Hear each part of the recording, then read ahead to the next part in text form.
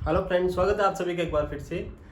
अपन urinary system और renal system को continue कर रहे थे और उसी से रिलेटेड आज अपन स्टार्ट कर रहे हैं। जो अपना डिजीज पोर्शन है उसके अंदर से स्टार्ट करेंगे अपन पहला डिजीज यूरिनरी सिस्टम का।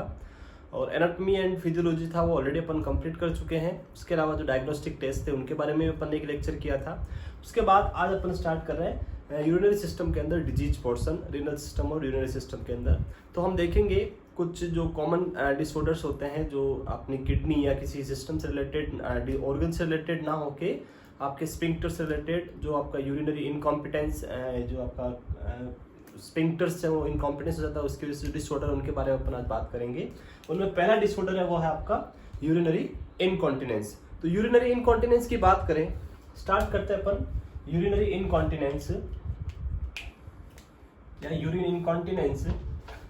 यूरिन इनकॉन्टिनेंस का सिंपल सा मीनिंग है, जब अपन ने यूरिथ्रा की स्ट्रक्चर्स देखी थी ब्लेडर के अंदर, अपन ने स्ट्रक्चर्स देखा था ब्लेडर का। ब्लेडर का जो स्ट्रक्चर्स था वो पियर शेप था, ये इस टाइप से कुछ स्ट्रक्चर्स था ब्लेडर का। और इधर से आपका यूरेटर्स और यहाँ से आपका यूरिथ्रा। तो यहाँ पे अपन ने देखा था दो स्पिंक्टर्स थे यहाँ पे। पहला स्पिंक्टर था इंटरनल स्पिंक्टर और दूसरा था एक्सटर्नल स्पिंक्टर। यहाँ पे था आपका एक्सटर्नल स्पिंक्टर। तो जो इंटरनल स्पिंक्टर होता है वो क्या होता है, इनवॉलेंट्री होता है, इसको हम कंट्रोल नहीं कर सकते। ये क्या था, इनवॉलेंट्री, और ये था वॉलेंट्री स्पिंक्टर। तो जब भी पेशेंट को यूरिन के लिए अर्ज होगी, वर्डिंग की अर्ज होगी, तो पेशेंट का जो इंटरनल स्पिंक्टर है वो मैसेज भेजेगा आपके सेक्रल रीजन के अंदर जहाँ पे वर्डिंग सेंटर है, और वहाँ से आपको मैसेज मिलेगा और पर्सन का ये स्पिंक्टर क्या हो जाएगा, लूज होगा, और पेशेंट क्या करेगा, यूरिन पास करेगा। तो ये किस पे डिपेंड हो रहा है, सारा पेशेंट खुद अपने हिसाब से कंट्रोल करके यूरिन पास कर रहा है। बट ऐसी कंडीशन जहाँ पे क्या होने लग जाए, इनवॉलंटरी यूरिन पास होने लग जाए, पेशेंट ना चाहते हुए भी ऑटोमेटिकली क्या हो रहा है, यूरिन पास हो रहा है, तो उसको हम क्या बोलेंगे, यूरिनरी इनकॉन्टिनेंस। तो देखते हैं क्या होता है यूरिनरी इनकॉन्टिनेंस, क्या क्या इसके कॉज है, क्या सिम्टम हो सकते हैं और क्या इसका मैनेजमेंट हो सकता है। तो यूरिनरी इनकॉन्टिनेंस हो गया।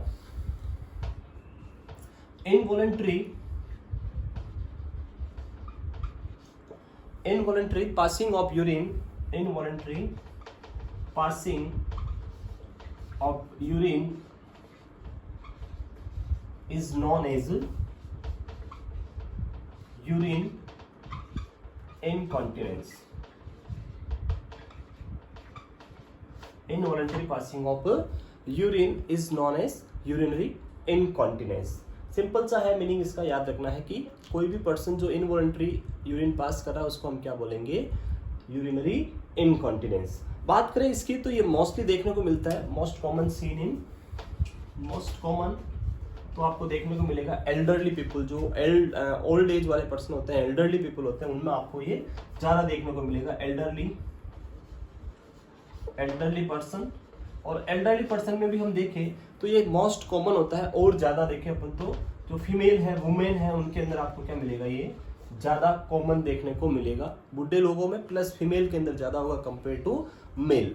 तो ये कुछ चीजें आपको मोस्ट कॉमनली याद रखनी है कि किसमें ज्यादा देखने को मिलेगा, ओल्ड एज में, और उसके साथ में कौन से सेक्स में ज्यादा देखने को मिलेगा, तो वुमेन में ज्यादा देखने को मिलेगा कंपेयर टू मेल। नेक्स्ट अपन बात करें इसके क्या क्या रिस्क फैक्टर हो सकते हैं।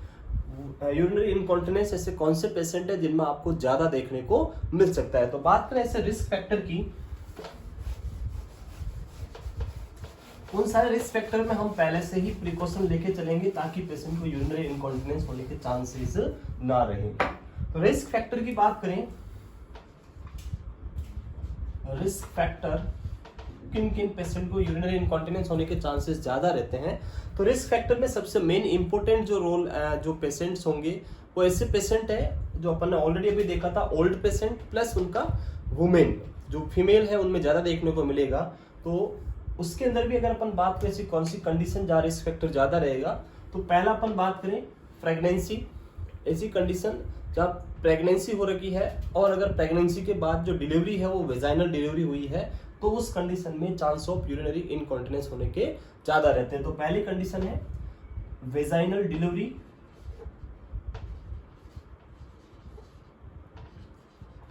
जब वेजाइनल डिलीवरी होती है तो जो पेल्विक मसल्स है वो मसल्स क्या होती है, ज़्यादा स्ट्रेच होती है और उनकी वजह से क्या हो जाती है, थोड़ी उनमें वीक आफ्टर डिलीवरी वीकनेस आ जाती है।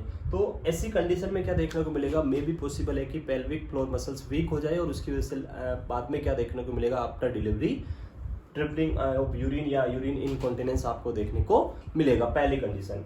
दूसरा हो सकता है एपिजियोटोमी। अगर आपने ड्यूरिंग डिलीवरी अगर आपने एपिजियोटोमी की है तो एपिजियोटोमी एक कंडीशन होती है जहाँ पे जो वेजाइनल ओपनिंग है उसको इंक्रीज करने के लिए हम ड्यूरिंग वेजाइनल डिलीवरी अपन उसको थोड़ा कट करते हैं वाल को, उसको अपन बोलते हैं एपिजियोटोमी। तो अगर आपने एपिजियोटोमी की है तो उस कंडीशन में भी पेल्विक फ्लोर मसल्स थोड़ी रिलैक्स या वीक हो सकती है और उसकी वजह से भी क्या हो सकता है, यूरिनरी इनकॉन्टिनेंस आपको देखने को मिल सकता है। तो पहली दो कंडीशन जो रिलेटेड टू प्रेगनेंसी है, यहाँ पे पहला था वेजाइनल डिलीवरी और दूसरा है आपका एपिजियोटोमी। उसके अलावा कुछ और कंडीशन हो सकती है जैसे genito urinary surgery.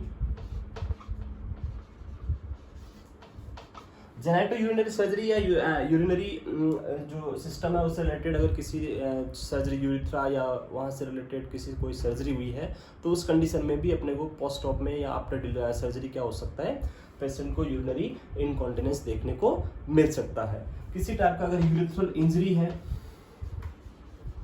Urethral patient को क्या हो गया, इंजरी है, तो वहां पे भी क्या देखने को मिल सकता है, पेशेंट को ट्रिपलिंग ऑफ यूरिन या यूरिनरी इनकॉन्टिनेंस देखने को मिल सकता है। उसके अलावा डायबिटीज मेलाइटस में पेशेंट को बहुत ही ज़्यादा एक्सेसिव अमाउंट में यूरिन पास होता है, पॉलीयूरिया होता है, तो पेशेंट बार बार यूरिन करता है, उसकी वजह से तो उसका कंट्रोल है मसल्स के ऊपर, स्फिंक्टर के ऊपर, वो थोड़ा कम हो जाता है और आफ्टर कुछ टाइम बाद पेशेंट को ऑटोमेटिकली यूरिन आना स्टार्ट हो जाता है। तो डायबिटीज मेलाइटस हो सकता है या फिर स्ट्रोक हो सकता है।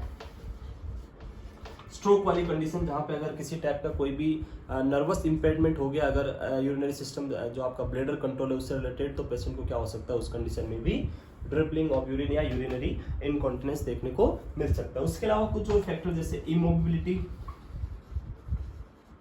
बहुत सारे पेशेंट जो ऐसे बेड रिडन होते हैं, आईसीयू पेशेंट जो बहुत लंबे टाइम तक अगर पेशेंट इमोबिलाइज है, पेशेंट बेड पे ही है, बेड पे ही यूरिन पास कर रहा है, तो उस कंडीशन में हम मोस्टली फोलिज यूज़ करते हैं। तो उसकी वजह से आपका जो कंट्रोल है इंटरनल स्फिंक्टर का, वो कंट्रोल खत्म हो सकता है और वहाँ पे लूजनेस आ सकती है। तो उसकी वजह से क्या हो सकता है, पेशेंट को यूरिनरी इनकॉन्टिनेंस देखने को मिल सकता है। उसके अलावा अपन ने देखा था जो मेन कॉमन जो था ये ओल्ड एज के अंदर था, तो एज फैक्टर हो सकता है, एजिंग। जैसे जैसे एज बढ़ेगी वैसे वैसे मसल्स वीकनेस होती जाएगी और उसकी वजह से क्या हो सकता है, पेशेंट को यूरिनरी इनकॉन्टिनेंस देखने को मिल सकता है। उसके अलावा अगर पेशेंट का यूरिनरी सिस्टम बिल्कुल सही है बट फिर भी पेशेंट को यूरिनरी इनकॉन्टिनेंस हो रहा है, तो उसमें कुछ कंडीशंस हो सकती है जैसे कॉग्निटिव इम्पेयरमेंट।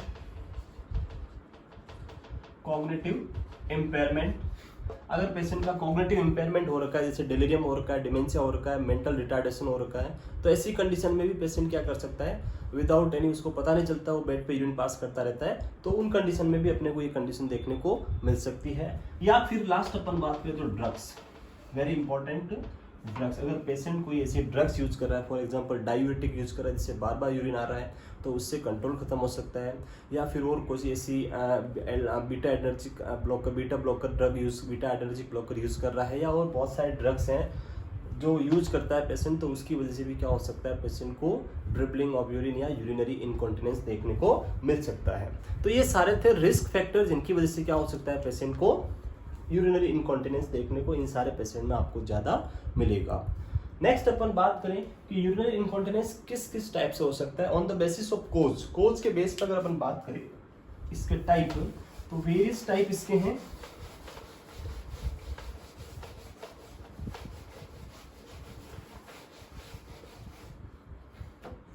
कोज की बात करें या कोज की बात करें, या अपन इसको लिख सकते हैं टाइप्स ऑफ यूरिन इनकॉन्टिनेंस। तो टाइप्स के अंदर सबसे पहले अपन देखेंगे स्ट्रेस इनकॉन्टिनेंस। फर्स्ट जो है वो है स्ट्रेस इनकॉन्टिनेंस।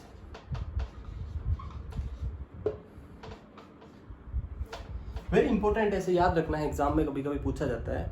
बहुत बार आपने देखा होगा बहुत सारे ऐसे पेशेंट होते हैं जो थोड़ा सा भी उनके स्फिंक्टर पे या किसी जो आपका इंटरनल स्फिंक्टर या ब्लेडर है उसके ऊपर थोड़ा सा भी प्रेशर आता है तो पेशेंट क्या पास कर देता है, यूरिन पास कर देता है। फॉर एग्जांपल पेशेंट ने स्नीजिंग किया, कफिंग किया या पोजीशन चेंज करी और पेशेंट को क्या हो गया, यूरिन पास हो गया। तो इस टाइप की कंडीशन को हम क्या बोलते हैं, स्ट्रेस इनकॉन्टिनेंस। थोड़ा सा भी प्रेशर इंक्रीज हुआ ब्लेडर पे और पेशेंट को क्या हो जाएगा, यूरिन पास हो जाएगा, तो इसको हम बोलेंगे स्ट्रेस इनकॉन्टिनेंस। तो इसके अंदर हो जाएगा passing of involuntary urine due to increase pressure on bladder। अगर ब्लेडर पे किसी टाइप से कोई प्रेशर इंक्रीज हुआ, फॉर एग्जांपल जैसे स्नीजिंग, कफिंग, या अपन बात करें पोजीशन चेंज, तो ये सारी कंडीशन में क्या होगा, पेशेंट का थोड़ा सा भी अगर प्रेशर बढ़ा तो पेशेंट को क्या हो जाता है, यूरिन पास हो जाता है, बार बार ड्रिबलिंग ऑफ यूरिन स्टार्ट हो जाता है। जैसे ही उसने स्नीज किया यूरिन आ जाएगा, जैसे ही उसने कप किया यूरिन आ जाएगा। तो इस कंडीशन में हम क्या बोलते हैं, स्ट्रेस इनकॉन्टिनेंस। और इसके अंदर अपन अगर पूछा जाए कि किस वजह से ये हो सकता है, तो मेल और फीमेल की बात करें तो फीमेल के अंदर मोस्टली ये आफ्टर वेजाइनल डिलीवरी आपको मोस्ट कॉमनली देखने को मिलेगा। वेजाइनल डिलीवरी और वेजाइनल डिलीवरी की वजह से आपकी जो पेल्विक फ्लोर मसल्स है वो वीक हो जाती है और उसकी वजह से क्या देखने को मिलेगा आपको, फीमेल के अंदर यूरिनरी इनकॉन्टिनेंस देखने को मिलेगा, स्ट्रेस इनकॉन्टिनेंस टाइप का। और अगर मेल की बात करें अपन, मेल, तो मेल के अंदर जो अपन प्रोस्टेक्टोमी करते हैं, रेडिकल प्रोस्टेक्टोमी, प्रोस्टेट ग्लैंड को हम कैंसर ऑफ प्रोस्टेट है उसको रिमूव कर रहे हैं, तो उसके बाद आपको ये कंडीशन देखने को मिल सकती है, स्ट्रेस इनकॉन्टिनेंस। तो इसमें रेडिकल प्रोस्टेक्टोमी या रिमूवल ऑफ प्रोस्टेट ग्लैंड, तो ये कंडीशन देखने को मिल सकती है स्ट्रेस इनकॉन्टिनेंस के अंदर। तो स्ट्रेस इनकॉन्टिनेंस सिंपल सा है, कब होगा, during passing of urine due to increase pressure. और प्रेशर इंक्रीज होने का रीजन कुछ भी हो सकता है, sneezing, coughing, change of position या और कोई भी हार्ड वर्क कर रहा है उस टाइम, तो कोई भी रीजन हो सकता है, तो वो कंडीशन क्या कहलाएगी, स्ट्रेस इनकॉन्टिनेंस। नेक्स्ट सेकंड अपन बात करें तो वो है अर्ज इनकॉन्टिनेंस। दूसरा है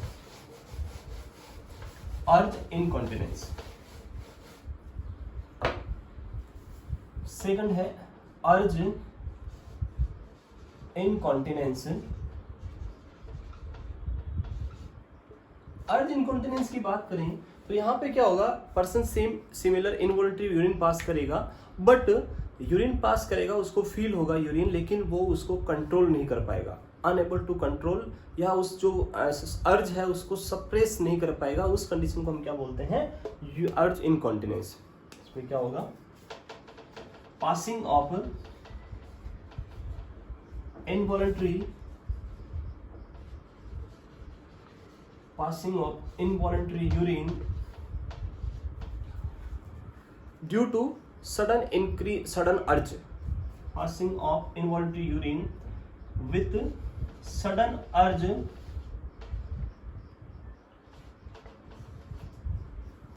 which cannot be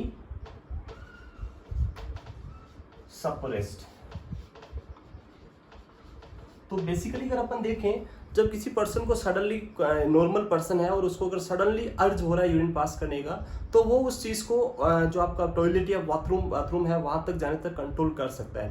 बट इस टाइप का जो पर्सन होगा, इसको जब भी अर्ज होगी, जैसे ही उनको अर्ज होगी और अर्ज होने के तुरंत बाद वो क्या कर देंगे, यूरिन पास कर देंगे, वो बाथरूम तक जाने तक भी उसको कंट्रोल नहीं कर पाते। तो इसको हम क्या बोलते हैं, अर्ज इनकॉन्टिनेंस। तो इसके अंदर क्या है, रीजन क्या हो सकता है, इसके अंदर अपन एक लाइन लिख सकते हैं कि person can not control till bathroom में जाने तक भी उसको कंट्रोल नहीं कर सकता है, तो वो कंडीशन क्या है, अर्ज इनकॉन्टिनेंस। इसका कोज हो सकता है due to uninhibited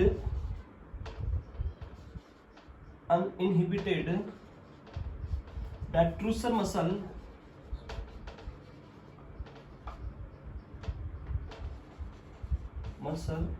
contraction।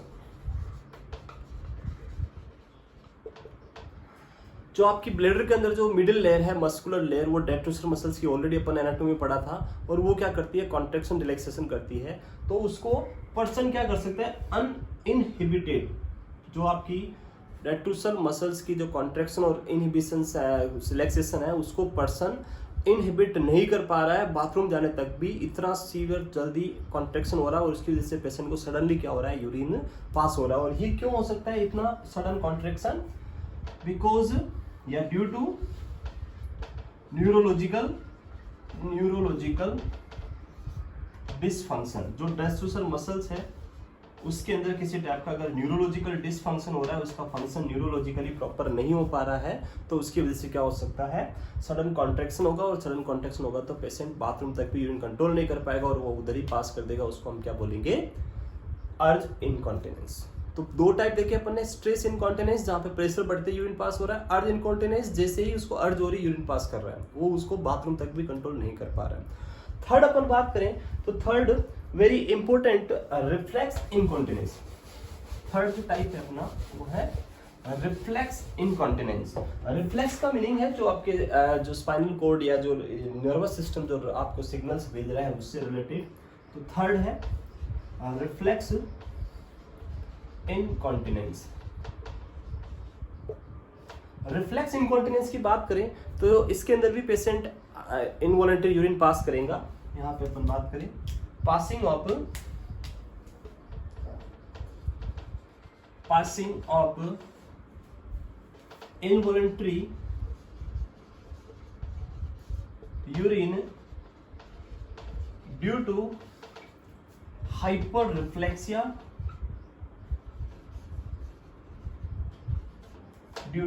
hyperreflexia in normal condition. Person की बात करें यहाँ पे तो जो पर्सन है नॉर्मल है, उसको किसी टाइप की कोई प्रॉब्लम नहीं है, बट फिर भी अगर आपका ब्लेडर या किसी टाइप की कोई भी जो यूरिथ्रा या वहाँ पे जो नर्व सप्लाई हो रही है उनके ऊपर पर्सन को जो नॉर्मल कंडीशन है, पेशेंट बिल्कुल रिलैक्स है, उसको यूरिन पास फीलिंग नहीं हो रही है, बट उसको रिफ्लेक्स जो मिल रहे हैं वो क्या मिल रहे हैं, बहुत ही हाई रिफ्लेक्स मिल रहे हैं। और ऐसा कब होता है, जब पेशेंट को यूरिन नहीं पास होता, पर्सन नॉर्मल कंडीशन में होता है बट उसको इनवॉलंटरी यूरिन पास हो रहा है।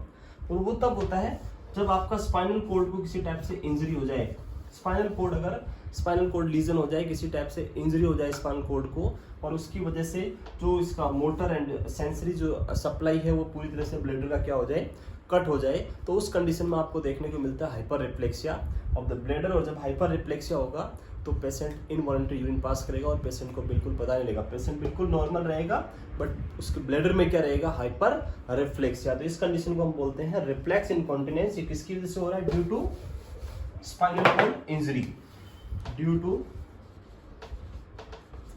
Spinal cord injury. अगर स्पाइनल कॉर्ड में किसी टाइप की इंजरी है तो उसकी वजह से आपको क्या देखने को मिल सकता है, रिफ्लेक्स इनकॉन्टिनेंस। तो यहां तक अपन ने तीन टाइप देखे, पहला था स्ट्रेस इनकॉन्टिनेंस, दूसरा था अर्ज इनकॉन्टिनेंस, और तीसरा है अपना रिफ्लेक्स इनकॉन्टिनेंस। नेक्स्ट अपन बात करें फोर्थ वन की बात करें तो वो है overflow incontinence. Overflow incontinence fourth है ओवरफ्लो इनकॉन्टिनेंस। ओवरफ्लो से मीनिंग है कि जो कैपेसिटी है ब्लेडर की उससे ज्यादा। नॉर्मली अपन ने देखा था ब्लेडर की कैपेसिटी के बारे में अपन ने डिस्कस किया था जब एनाटॉमी पढ़ी थी, अराउंड 800 ml मैक्सिमम होता है और अपन अराउंड 400 तक यूरिन स्टोर कर सकते हैं और उसके बाद यूरिन पास होता है। तो अगर पर्सन ने ओवरफ्लो हो गया, ब्लेडर नॉर्मल कैपेसिटी से ज्यादा हो गया, ऐसा कब हो सकता है, ऐसा हो सकता है जैसे फॉर एग्जांपल पेशेंट को स्पाइनल एनेस्थीसिया दिया है और पेशेंट के लोअर सेंसेशंस नहीं है और पेशेंट का ब्लेडर क्या हो जाए, ओवरफ्लो हो जाए, ओवर डिस्टेंडेड हो जाए, उस कंडीशन में हो सकता है। या फिर और कोई सेडेटिव ड्रग ले रखी पेशेंट ने तो उसकी वजह से हो सकता है। तो ऐसी कंडीशन में पेशेंट का ब्लेडर क्या रहेगा, ओवरफ्लो रहेगा और उसकी वजह से पेशेंट इनकॉन्टिनेंस कोज होगा उसके बाद में, तो उसको अपन क्या बोलेंगे, ओवरफ्लो इनकॉन्टिनेंस। तो इसमें क्या रीजन है, ड्यू टू या involuntary passing of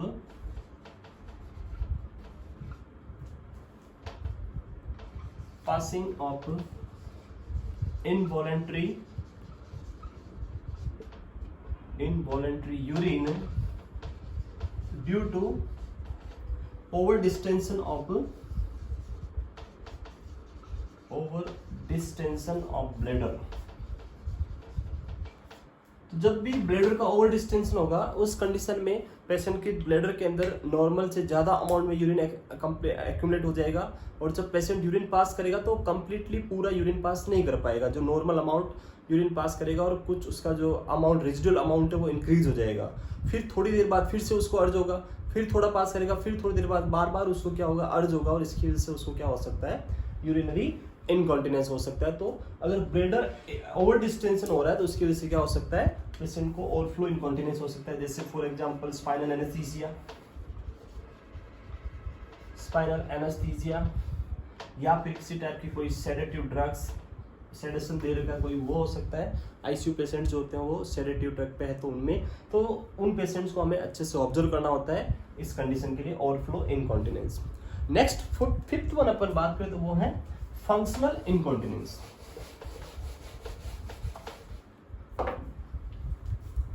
functional incontinence,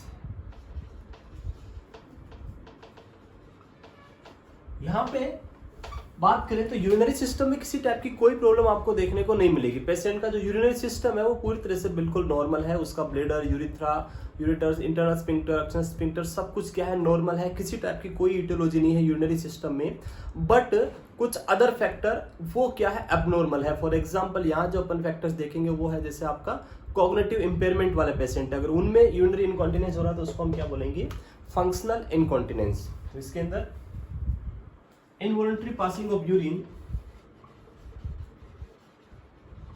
involuntary passing of urine due to involuntary passing of urine due to cognitive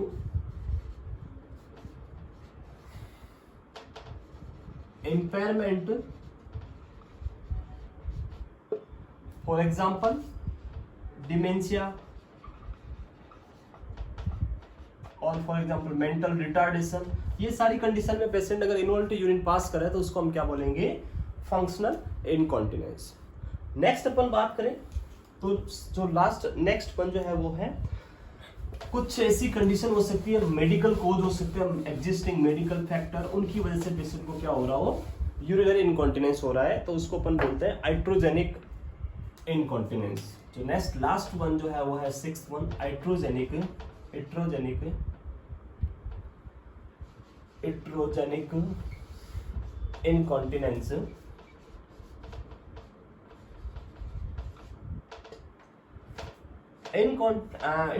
incontinence की बात करें तो यहां पे क्या होगा, passing of involuntary urine due to presence of some existing medical cause, due to some extrinsic या some medical cause। Medical कोज के अंदर अपन बात करें फॉर एग्जांपल ड्रग्स हो सकती है, पेशेंट क्या यूज कर रहा है, ड्रग्स, बहुत सारी ड्रग्स होती है जिसकी वजह से पेशेंट क्या कर सकता है, यूरिनरी इनकॉन्टिनेंस हो सकता है। ड्रग्स के अंदर जैसे डायूरेटिक्स हो गई, हिप्नोटिक्स हो गई, सेडेटिव हो गई, ये सारी एनेस्थेटिक ड्रग्स हो गई, तो इन सारी वजह से अगर इनकॉन्टिनेंस हो रहा है तो उसको हम क्या बोलेंगे, एट्रोजेनिक इनकॉन्टिनेंस। और ये जो इनकॉन्टिनेंस है ये टेम्पररी होता है, जैसे ही वो ड्रग को अपन ने डिसकंटिन्यू किया पेशेंट को बाद में फिर से क्या हो जाएगा, वापस पर्सन नॉर्मल हो जाएगा। तो एट्रोजेनिक के अंदर ये कंडीशन रिवर्सिबल है, बहुत जल्दी पेशेंट फिर से वापस क्या हो सकता है, जैसे ही ड्रग अपन ने स्टॉप करी पेशेंट फिर से क्या हो जाएगा, रिकवर हो जाएगा, नॉर्मल हो जाएगा। इसके अंदर एक ड्रग है वो है अल्फा एड्रेनर्जिक रिसेप्टर ब्लॉकर या alpha adrenergic drug, alpha adrenergic drug. ये ड्रग क्या करती है, बीपी को क्या करती है, इंक्रीज करवाती है, इंक्रीज ब्लड प्रेशर। तो हाइपोटेंशन में अपन इसको यूज करते हैं अल्फा एनर्जिक ड्रग को। ये ड्रग क्या करती है, जैसे ही ये ड्रग बॉडी के अंदर जाती है, अल्फा रिसेप्टर को ब्लॉक करती है, तो उसकी वजह से पेशेंट को क्या होगा, आपका जो पेशेंट है उसको बीपी क्या होगा, इंक्रीज होगा। लेकिन बात करें इसकी ब्लेडर के अंदर, तो ब्लेडर का जो नेक है, ब्लेडर की नेक के ऊपर क्या पा जाते हैं, ब्लेडर नेक के ऊपर, मैं इसको ऊपर लिखता हूं,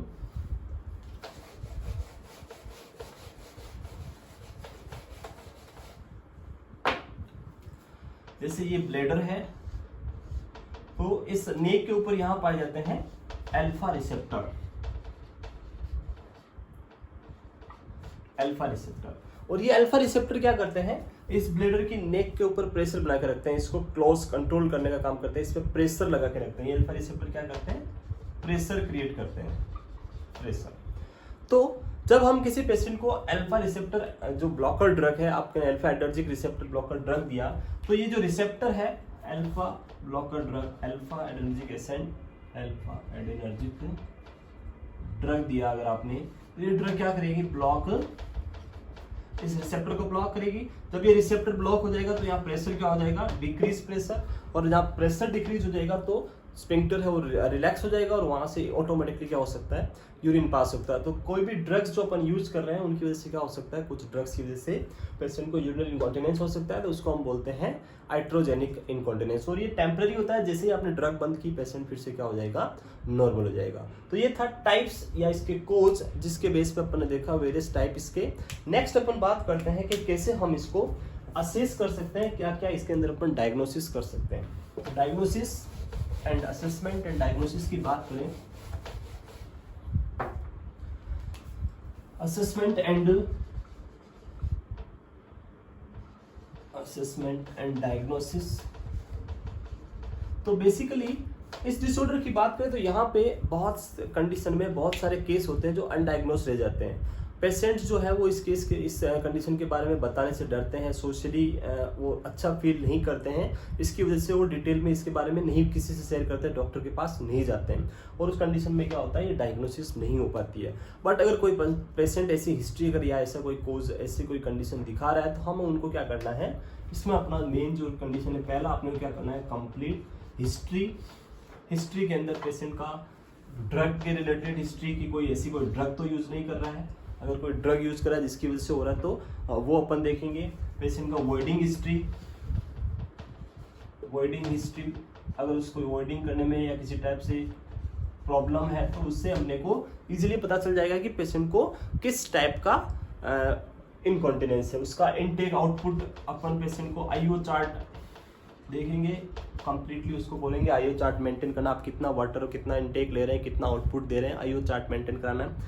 पेशेंट का रेजिडुअल यूरिन देख सकते हैं अपन यूएसजी करके, रेजिडुअल यूरिन, कितना यूरिन बचा हुआ है, अपन उससे बेस पे भी अपन पता लगा सकते हैं। देखेंगे कि अगर ज़्यादा यूरिन बच तो नहीं रहा है, अगर ज़्यादा बचा हुआ मतलब ब्लडर क्या है, ओल्ड स्टैंडर्ड है, और ओल्ड स्टैंडर्ड है तो वो जो अपन ने देखा था अभी, तो रेजिडुअल यूरिन के बारे में अपन पता लगा सकते हैं। उसके अलावा स्ट्रेस टेस्ट कर सकते हैं, पेशेंट को थोड़ा स्ट्रेस देंगे हम, जैसे उसको कफिंग करवाएंगे या स्नीजिंग, कफिंग या कोई स्नीजिंग रिफ्लेक्स देके स्नीजिंग करवाएंगे, तो उसकी वजह से अगर उसको यूरिन पास हो रहा है तो वो भी अपन टेस्ट कर सकते हैं, ताकि टाइप ऑफ इनकॉन्टिनेंस हमें पता चल जाए और उसके हिसाब से हम उसका पेशेंट का टेस्ट जो ट्रीटमेंट है वो कर सकते हैं। उसके अलावा आप यूरिन टेस्ट कर सकते हो, यूरिन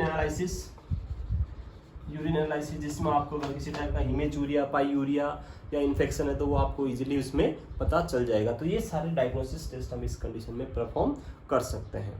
अब बात करते हैं इसका मेन इंपॉर्टेंट जो आता है वो आता है इसका मैनेजमेंट की बात करें तो मैनेजमेंट हम 3 तरीके से कर सकते हैं। पहला अपन साइकोलॉजिकल जो थेरेपीज होती है, बिहेवियर थेरेपी, वो देके कर सकते हैं, फिर फार्माकोलॉजी थेरेपी दे सकते हैं, और लास्ट में अपन क्या कर सकते हैं, सर्जिकल मैनेजमेंट पेशेंट का कर सकते हैं। तो मैनेजमेंट की बात करें, मैनेजमेंट तो जो इनकॉन्टिनेंस है वो मे भी हो सकता है कि आपका ट्रांजिएंट टाइप का हो, या मे भी हो सकता है रिवर्सिबल हो, मे बी ट्रांजिएंट और मे बी रिवर्सिबल हो सकता है, परमानेंट हो, ट्रांजिएंट हो, नहीं भी ठीक हो, या फिर रिवर्सिबल भी हो सकता है, जैसे ड्रग्स वाला है वो रिवर्सिबल हो सकता है, या कोग्निटिव इम्पेयरमेंट है वो ठीक हो गया तो वहाँ पे भी रिवर्स, डेलिरियम है वो ठीक हो गया तो रिवर्सिबल हो सकता है। तो अगर ये ट्रांजिएंट टाइप का है तो उस कंडीशन में क्या इसके कोज हो सकते हैं, तो cause of transient incontinence। Transient incontinence की कोज की बात करें तो इनको याद रखने का एक ट्रिक है, वो है, इसको आप सोल्ट ट्रिक में याद रख सकते हो, वो है, इसको डाइपर से आप याद रख सकते हो, DIAPPER,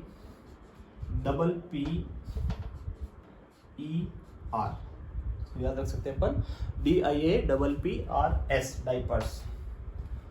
डाइपर्स से एक शॉर्ट ट्रिक है जो किसके कोज है, कोज ऑफ ट्रांजिएंट इनकॉन्टिनेंस। ट्रांजिएंस या रेजिडुअल है उसके बेस पे हम पता लगाएंगे। तो ट्रांजिएंट इनकॉन्टिनेंस की कोज की बात करें तो वो क्या हो सकते हैं, डाइपर्स आप याद रख सकते हो।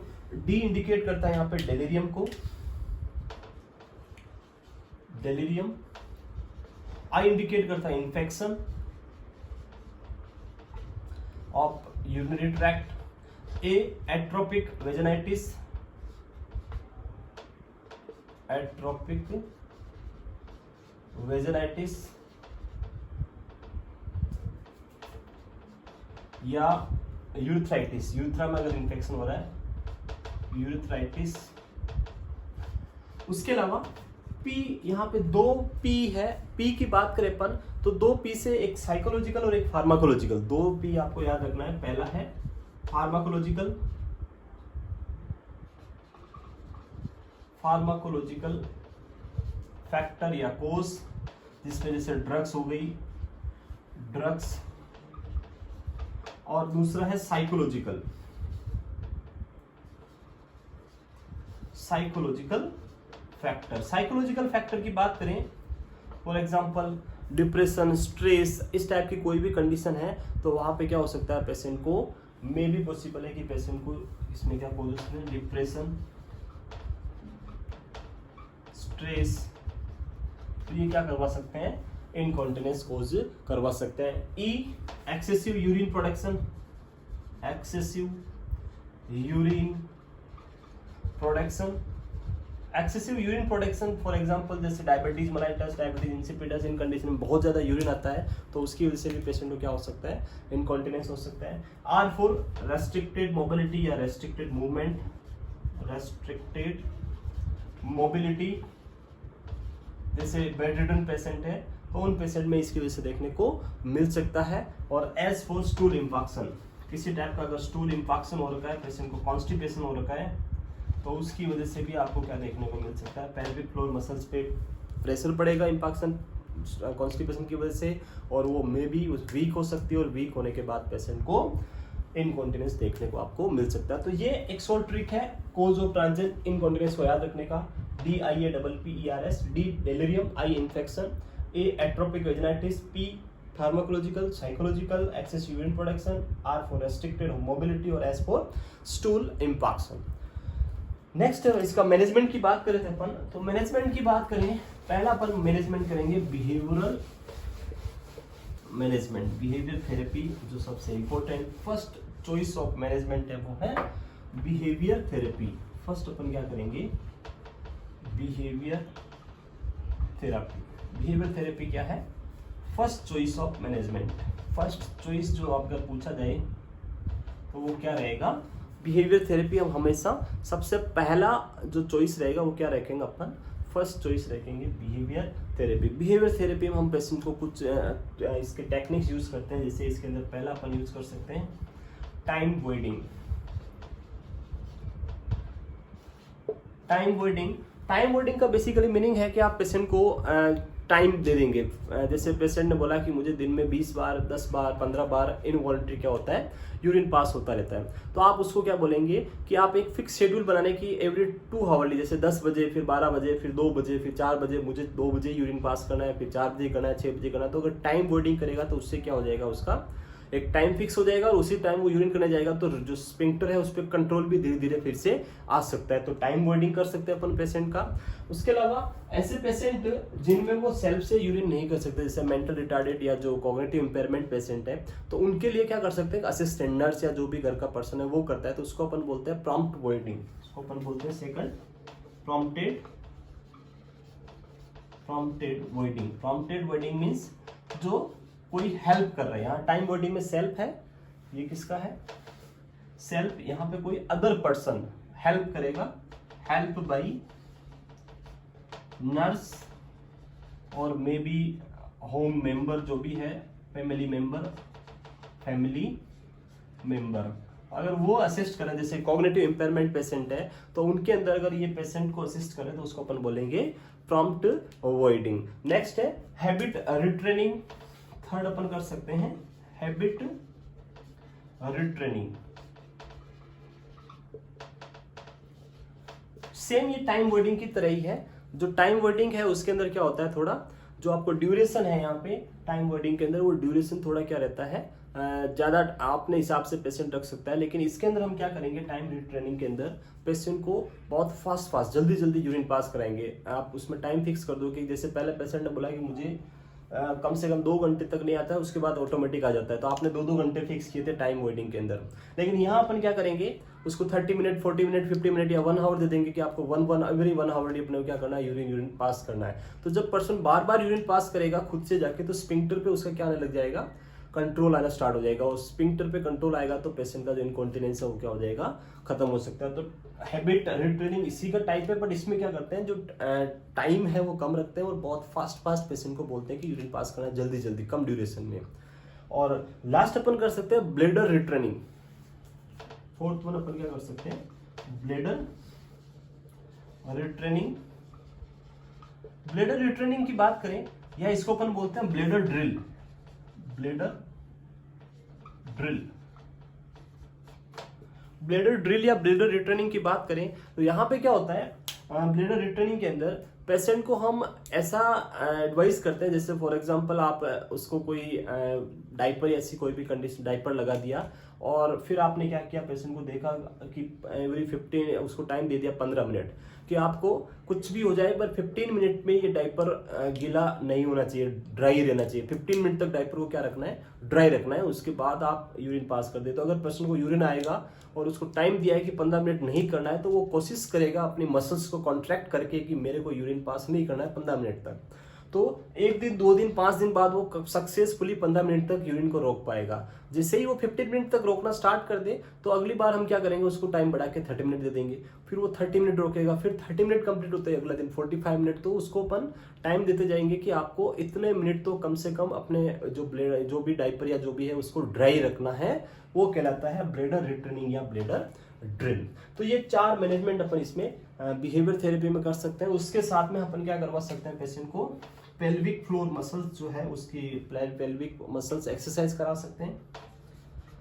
Pelvic muscle exercise, pelvic muscles exercise के अंदर अपन क्या करते हैं, जो मसल्स है जो पेल्विक एरिया को पेल्विक फ्लोर को फॉर्म करती है, उन मसल्स को पेशेंट को बोलेंगे कि आपको टाइट करना है और रिलैक्स करना है, टाइट करना है रिलैक्स करना है। कुछ टाइम का बीच में पॉज देना है, कुछ सेकंड का, फिर टाइट रिलैक्स। तो इस कंडीशन को अपन बोलते हैं पेल्विक मसल एक्सरसाइज, या कभी कभी इसको अपन अदर नेम से बोला जाता है, वो है केगल एक्सरसाइज।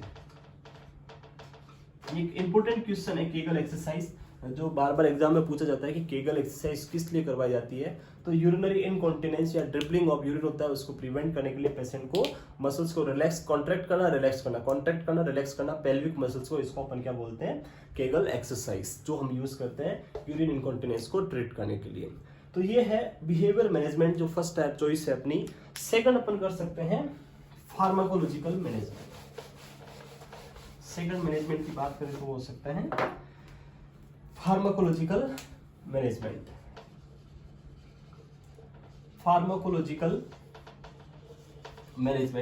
फार्माकोलॉजिकल मैनेजमेंट की बात करें तो आप वेरियस टाइप के ड्रग्स हैं उनको यूज कर सकते हैं, जैसे एंटीकोलिनर्जिक ड्रग। सबसे पहले अपन जो चॉइस ऑफ ड्रग की बात करें तो सबसे पहले अपन यूज कर सकते हैं एंटीकोलिनर्जिक ड्रग।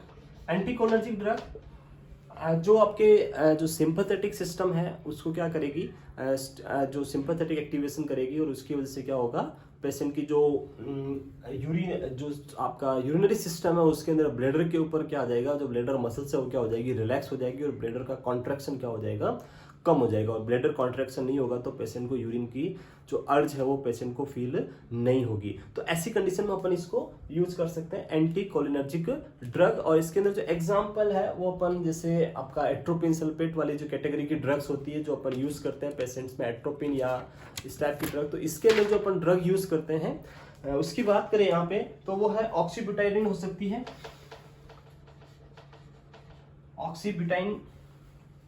ब्यूटाइनिन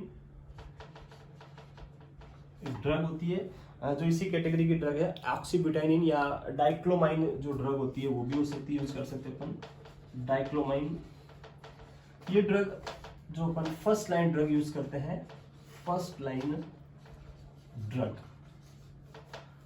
एंटीकोलर्जिक ड्रग यूज कर सकते हैं अपन पेशेंट के अंदर, फर्स्ट लाइन ड्रग के अंदर ऑक्सीब्यूटाइनिन एंड डाइक्लोमाइन। उसके अलावा एक और ड्रग है जो अपन मोस्टली बच्चों के अंदर भी अपन यूज करते हैं, जब आपने देखा होगा पीडियाट्रिक पेशेंट के अंदर वो एन्यूरिसिस वाली कंडीशन या फिर जो नॉक्चूरियल वाली कंडीशन होती है तो वहां पे ड्रग ऑफ चॉइस होती है वो है TCA, ट्राईसाइक्लिक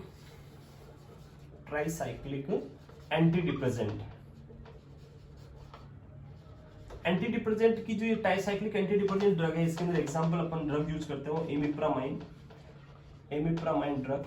ये इमिप्रामाइन ड्रग क्या करती है, जो ब्लैडर कॉन्ट्रैक्शन रिलैक्सेशन होता है, कॉन्ट्रैक्शन को क्या करती है, कम करवाती है, और जब ब्लैडर कॉन्ट्रैक्शन नहीं होगा तो उसकी वजह से पेशेंट को यूरिन पास नहीं होगा। तो एंटीस्पाज्मोटिक काम करती है ये इमिप्रामाइन ड्रग, और उसकी वजह से हम इसको यूरिनरी इनकॉन्टिनेंस को प्रिवेंट करने के लिए भी यूज कर सकते हैं। तो ये हो सकता है फार्माकोलॉजिकल मैनेजमेंट। नेक्स्ट जो लास्ट डेफिनेटिव मैनेजमेंट अपन कर सकते हैं वो कर सकते हैं सर्जिकल मैनेजमेंट। सर्जिकल मैनेजमेंट में अपन यूरिथ्रा को लिफ्टिंग कर सकते हैं, उसकी लेंथ को बढ़ा सकते हैं, या ब्लेडर की जो पोजीशन है उसको फिर से अपन वेसिकोवेजाइनल जो पोजीशन है उसको अपन रीस्टेबलाइज कर सकते हैं। तो मैं सर्जिकल मैनेजमेंट में अपन क्या कर सकते हैं, सर्जिकल मैनेजमेंट इसके अंदर लिफ्टिंग एंड स्टेबलाइजिंग ब्लेडर और यूरिथ्रा। ब्लेडर या यूरिथ्रा को हम क्या कर सकते हैं, फिर से रीस्टेबलाइजिंग या लिफ्टिंग थोड़ा उठा के क्या कर सकते हैं, वापस स्टेबलाइज कर सकते हैं। जो एंगल होता है उसमें फिर से वेसिको वेजाइनल जो एंगल होता है, वेसिको वेजाइनल एंगल फीमेल के अंदर, उसको हम करेक्ट कर सकते हैं अगर इसमें किसी टाइप की कोई डिफॉर्मिटी है। यूरिथ्रल जो लेंथ है उसको हम इंक्रीज कर सकते हैं, यूरिथ्रल लेंथ इंक्रीज होगी तो ज्यादा पास से इसमें मिलेगा और पर्सन को क्या हो सकता है यूरिनरी कॉन्टिनेंस से भी हम ट्रीट करवा सकते हैं। या एक सर्जरी होती है जिसके अंदर अपन क्या करते हैं, जो यूरिथ्रा है उसके चारों तरफ अपन क्या कर सकते हैं, कोलेजन फाइबर लगा सकते हैं। कोलेजन फाइबर यूज करके वो सर्जरी परफॉर्म कर सकते हैं, तो उसको अपन बोले पेरी यूरिथ्रल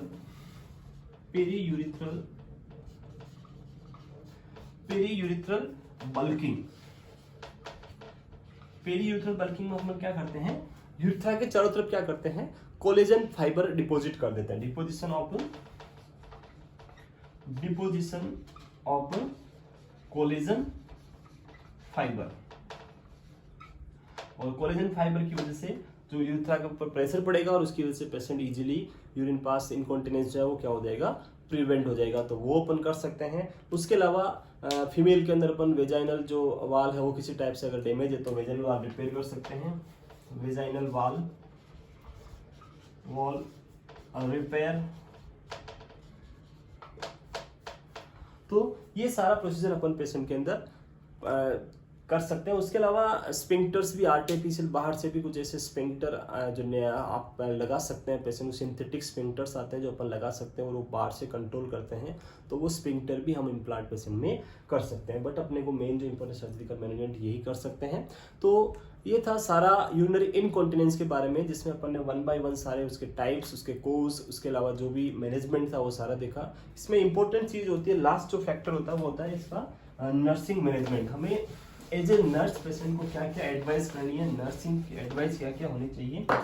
तो नर्सिंग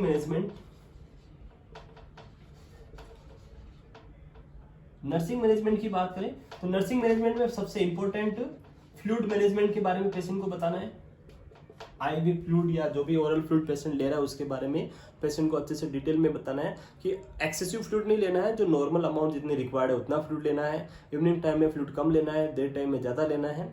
तो वो सारी चीज़ें अपन पेशेंट को फ्लूइड के बारे में बता सकते हैं। उसके अलावा ऐसे चीज़ जो ब्लैडर को इरिटेट करती है और उससे बार बार अर्ज होती है, फॉर एग्जाम्पल आपका कॉफ़ी, कैफीन या फिर और किसी टाइप का अल्कोहल, ये सारी चीज़ें क्या करनी है, अवॉइड कॉफ़ी या कैफिनेटेड आइटम जो भी है, टी, अल्कोहल, ये सारा हमें क्या करना है, अवॉइड करना है। उसके साथ में अगर पेशेंट को डायबिटिक ड्रग्स चल रही है और उसको हम स्टॉप नहीं कर सकते तो अवॉइड, उनको इवनिंग टाइम में लेने से हमें क्या करना है, अवॉइड करना है, ताकि पेशेंट को रात में यूरिन अर्ज नहीं हो और पेशेंट इनकॉन्टिनेंस से ठीक हो सके। तो अवॉइड डायूरेटिक